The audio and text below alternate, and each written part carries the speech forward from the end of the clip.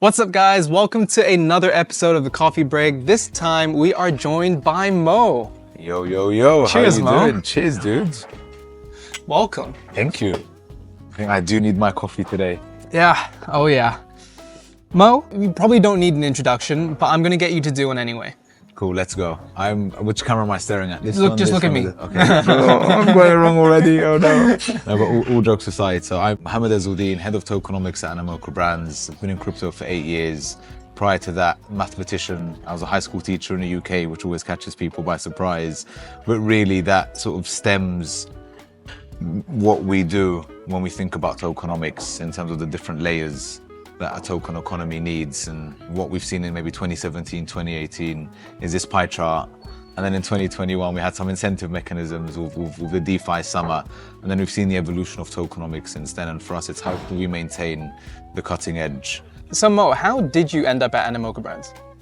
This is a funny story. I actually have LinkedIn to thank for this. So, as I said, I've been in crypto since 2017. Started doing some consulting work alongside my full-time job, being an educator in the UK, and just had that on LinkedIn. And I remember early 21, I had a message from one of the recruiters at Animoca, and the message read something along the lines of, you're a mathematician, you're an educator, you do token economics. We've never seen this combination before. Let's have a chat. And a chat turned into 2, turned into 3, and ended up with a final interview with Yat. That ended up being like a 2-hour conversation. And at the end of it, I thought, okay, I don't think I'm getting this job. And then I was offered the job. And I thought, this is amazing. I think this was February, March time. And I said, listen, I'll gladly take the role, but I have to start in July. And they were like, why? And I'm like, well, I'm a teacher and I can't leave. And I wasn't a teacher, I was head of department as well.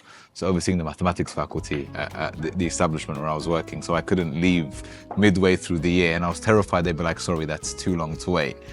And I think actually the respect went up that I didn't sort of sacrifice what I was doing in terms of educating, making sure the students were passing. And yeah, that's sort of my intro into Animoca Brands. I remember my first week very vividly. First day, few conversations with Yat. We prepared to go over a project with the founder of that project the next day. And then the third day after that, I was completely alone. And I just had an inflow of these random people I'd never spoken to. It's like, been like, hey Mo, you're the new tokenomics guy. Yep, here's this project, intro to this founder, intro to that founder. There were no processes in place. There was nothing in place. That was 4 years ago, well, nearly 4 years ago. So fast forward to today, very different structure, which I'm sure we'll jump into very soon. Incredible, what a journey. Let's dive straight into it. What does tokenomics entail and what do you guys do as a team?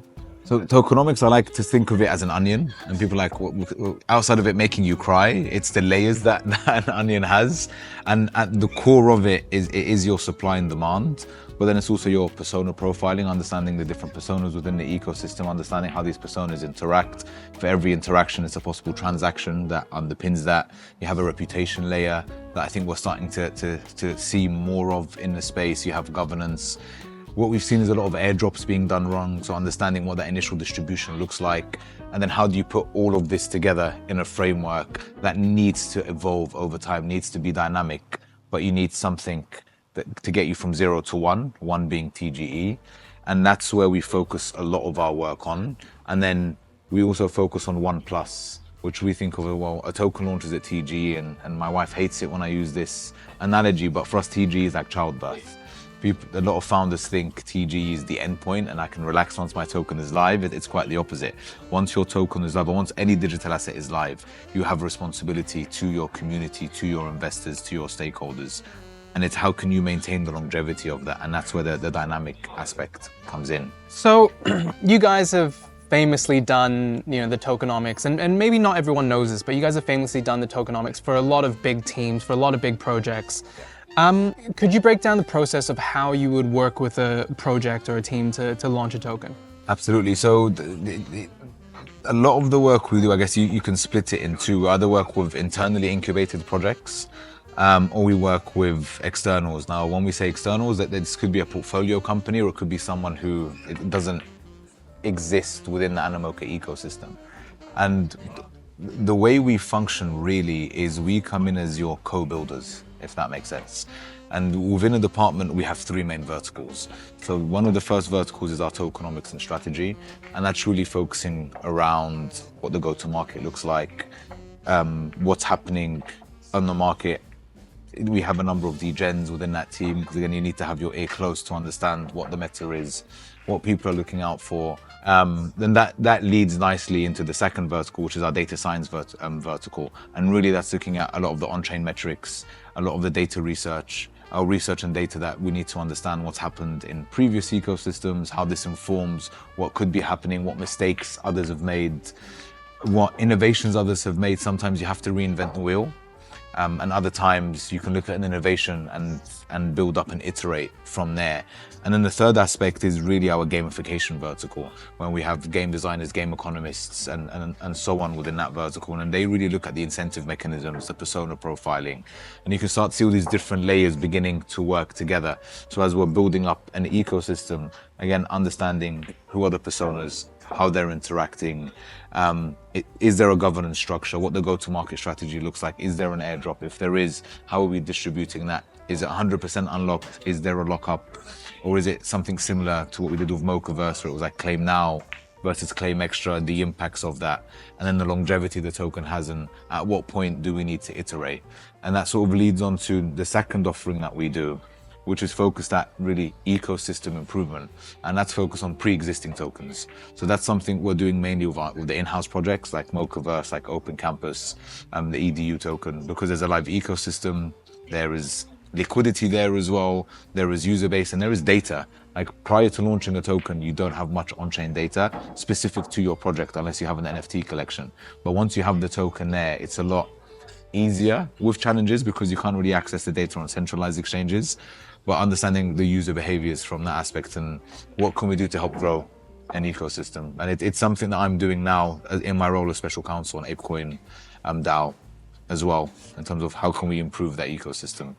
Yeah, right. So for an external project that wants to get in touch and needs help on the tokenomics side of things, what's the best way to reach out, and how would one typically work with you guys? Absolutely. So best way to reach out, either hit me up on Twitter, so mo_EZZ14, just drop me a DM or just drop me a message on there, or Telegram is the same handle as well. Apologies in advance for the slow responses.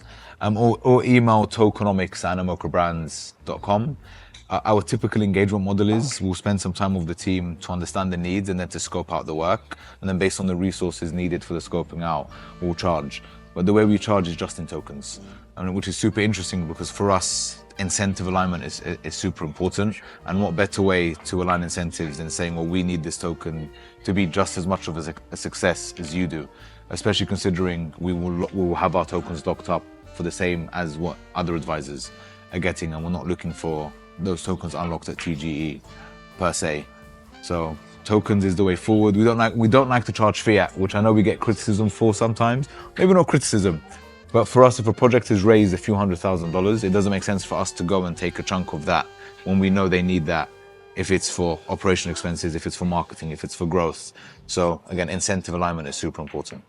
So make sure you guys hit Mo up, Twitter or Telegram. And I guess just lastly, what are some of the narratives that you're most excited about this year? I think the application of AI. So we've sort of seen the rise of AI with chatbots and maybe a wallet in a few cases, but I think the applications of AI in gaming, in sports, the agentic nature is a lot of like having a swarm of AIs, and each AI is a specialist in something, and having them interacting with other AI agents. So I think that's a super big one. Decentralized science is another one, DeSci. I think DeSci is going to be big. We haven't had that like eureka or light bulb moment where it's just like, okay, now it makes sense where we can leverage DeSci, as we've seen previously with like DeFi Summer or Play to Earn, Move to Earn, and so on and so forth. And I think sports is going to make a big comeback, sports in Web3. We've seen it done wrong in the last cycle with all of the fan tokens. And again, like it's good, there's good learning there, Sure. But also understanding that in the conventional sense, fans don't care about monetization per se, they care about experiences. So how can you lead with an experience-first approach that can lead into monetizable opportunities from that perspective? So sports is another one, being a big sports fan. When I say football, I don't mean the American nonsense. Like, The round one. The round one, Yeah. like American football, it's not football if you use your hands, okay? It's probably handball, but we'll keep that discussion for another time. Sports is another big one, and I know we've been building a lot, and others in the space have been building a lot around sports as well. So it's, again, just a matter of time before the dominoes start to fall. Fantastic. Well, Mo, thank you. It's always a pleasure to chat with you. And yeah, thanks for coming on the coffee break. Absolutely. Likewise. Cheers. Bottoms up. Guys, thanks so much for tuning in to another episode of the Coffee Break. Tune in next time where we chat to more people and builders and innovators in Web3. And don't forget to hit that subscribe, like, and comment button. You can cut that bit out. That was great. That's perfect. Thanks, Mo.